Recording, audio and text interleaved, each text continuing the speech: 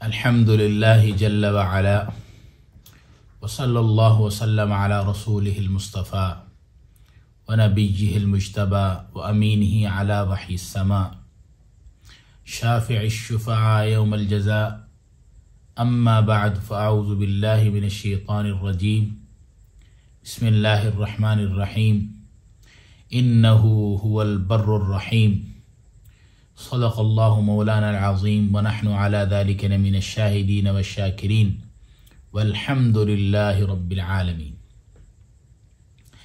السلام علیکم ورحمۃ اللہ وبرکاتہ۔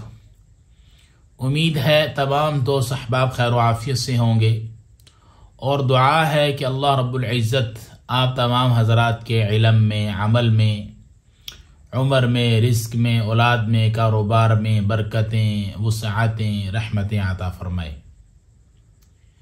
آج کا جو ہمارا سبق ہے وہ نظر اتارنے کے متعلق ہے کہ بعض بچوں کو، چھوٹے بچوں کو، بچیوں کو خوشی کے موقع پہ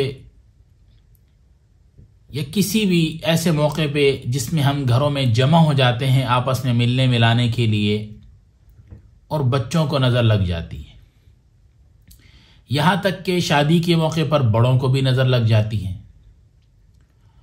اور نظر کے متعلق تو حدیث مبارکہ بھی ہے، النظر عین الحق، تو اس کے متعلق آج ہم نے عمل بتانا ہے۔ یہ آج ہمارا سبق نظر اتارنے کے لیے ہے۔ ایسے تو بہت سارے عمل ہیں نظر اتارنے کے لیے، لیکن آج جو میں آپ حضرات کو سبق دوں گا نظر اتارنے کا، وہ ایک ہی، یعنی آج کے ایک ہی سبق میں 3 سبق میں آپ حضرات کو دوں گا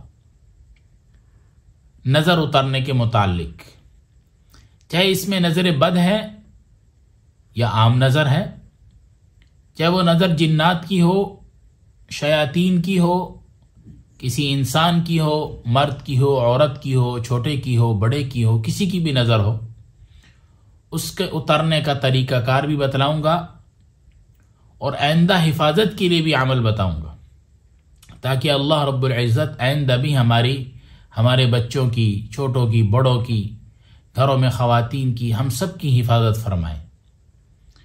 یاد رکھیں یہ جو نظر ہے یہ بہت خطرناک چیز ہے۔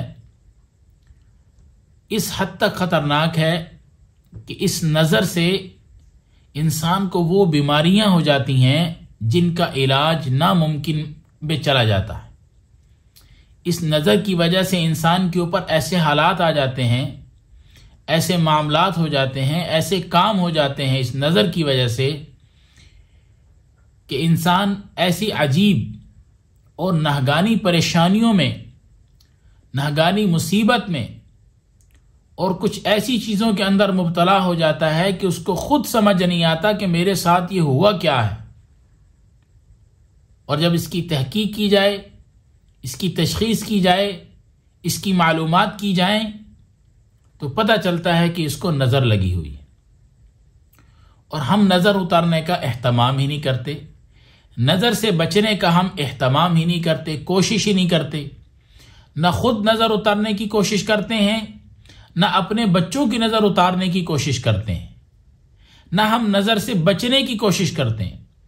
اگر ہمیں پتہ بھی چل جائے، بعض حضرات کو، بعض افراد کو خاندان میں پتہ ہوتا ہے کہ جی فلاں شخص جو ہے اس کی نظر لگ جاتی ہے، یا فلاں خاتون ہے اس کی نظر لگ جاتی ہے، معلوم ہونے کے باوجود ہم اس سے بچنے کی کوشش نہیں کرتے، اپنی اکڑ میں رہتے ہیں، تکبر میں رہتے ہیں، اپنے آپ میں رہتے ہیں کہ وہ دیکھ لیں گے ہم اس کی ایسی کی تیسی، یوں فلاں مختلف الفاظ زبان سے نکالتے ہیں۔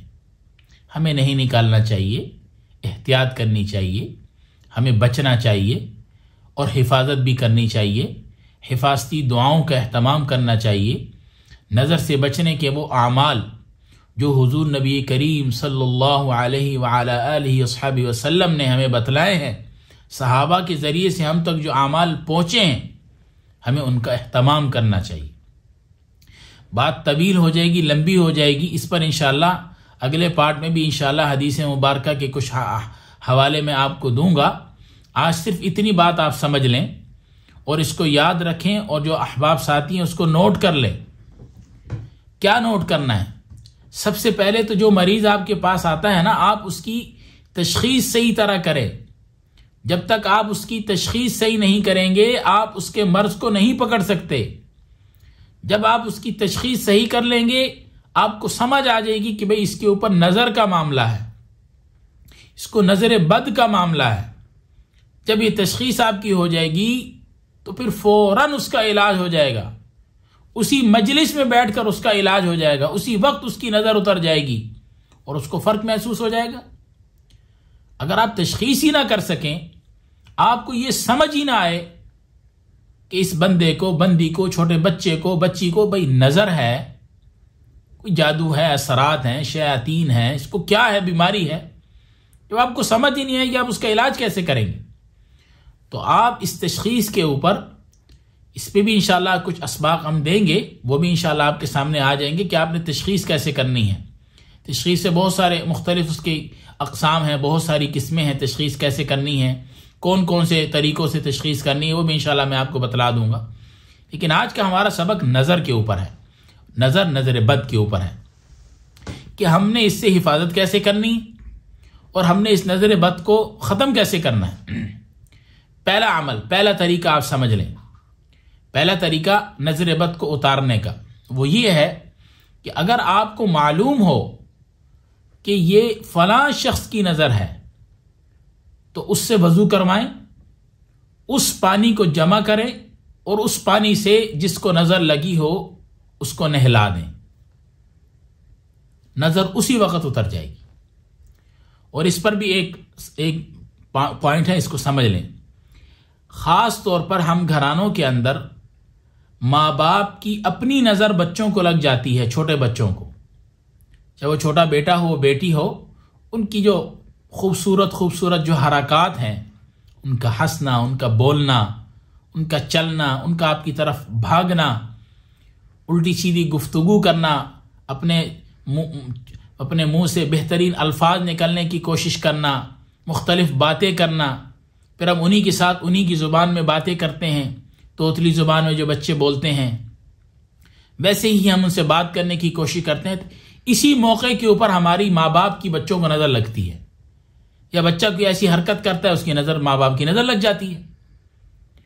تو یاد رکھیں کہ ہم ماں باپ کو یہ چاہیے، والدین کو ہفتے میں ایک مرتبہ لازمی، 7 ڈیز کے اندر، 7 دن کے اندر ایک مرتبہ لازمی وضو کریں، برتن میں اس وضو والے پانی سے اپنے بچوں کو نہلائیں، تاکہ جو آپ کی نظر لگی ہوئی ہے بچے کو وہ نظر اتر جائے، بچہ آپ کا ٹھیک ہو جائے۔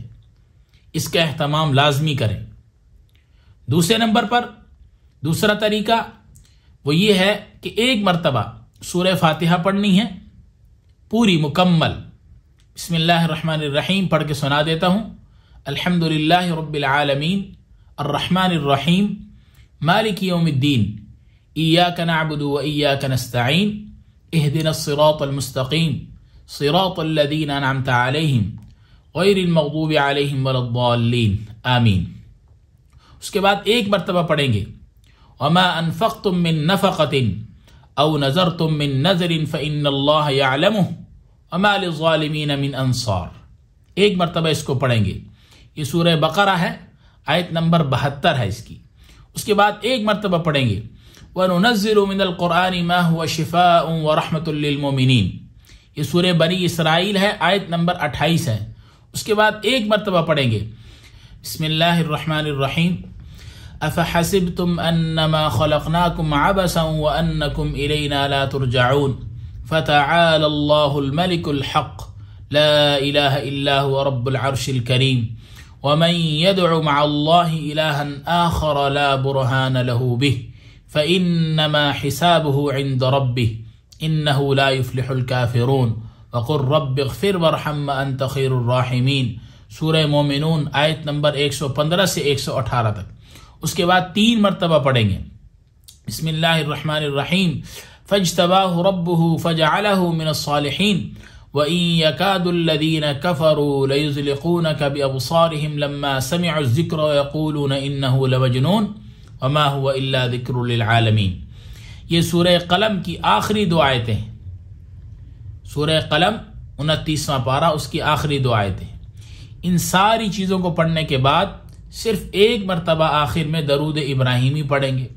اس کے بعد یہ دل میں تصور کریں گے کہ اللہ یہ جو میں نے عمل پڑھا ہے اور یہ میں اس بندے کو، بندی کو، عورت کو، بچے کو، جو بھی آپ کے سامنے ہو، اے اللہ میں اس کو یہ میں پڑھ کر یہ جو دم کر رہا ہوں، اے اللہ اس کو جنات کی نظر لگی ہے، انسان کی نظر لگی ہے، غمی میں لگی ہے، خوشی میں لگی ہے، محبت کی لگی ہے، کینے کی لگی ہے، حسد کی لگی ہے، یا اللہ میں آپ کی توفیق سے اس نظر کو اتارتا ہوں یا اتارتی ہوں، جو بھی کرے گا۔ پھر نظر زدہ کے اوپر آپ دم کر دیں، انشاءاللہ العزیز اسی وقت نظر اس کی اتر جائے گی۔ یہ 2 طریقے ہو گئے۔ تیسرا طریقہ ہے سورہ ہمزہ، 30واں سپارے میں ہے سورہ ہمزہ۔ اس سورت کو 7 مرتبہ پڑھ کر جس کو نظر بد ہو اس کو آپ دم کر دیں، انشاءاللہ العزیز اسی وقت نظر بد اتر جائے گی۔ جو باتیں کہی ہیں، سنی ہیں، اللہ تعالیٰ مجھے بھی، آپ کو بھی، ہم سب کو اس کے عمل کی توفیق عطا فرمائے۔ یہ ہمارے نظر بد کا آج پہلا سبق تھا، انشاءاللہ آگے بھی چلیں گے۔ اللہ تعالیٰ ہم سب کو عمل کی توفیق عطا فرمائے۔ السلام علیکم ورحمۃ اللہ وبرکاتہ۔